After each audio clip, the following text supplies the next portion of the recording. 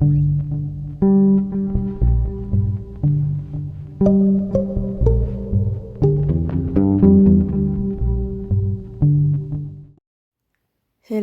my good people, welcome to my channel, and in today's video I'm going to show you how to do a box braid twist. By box braid twist I mean you do a bit of a traditional box braid, then after that you twist your hair.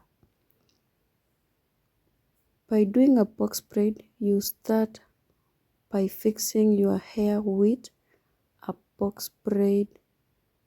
Then after that you twist your hair till the end,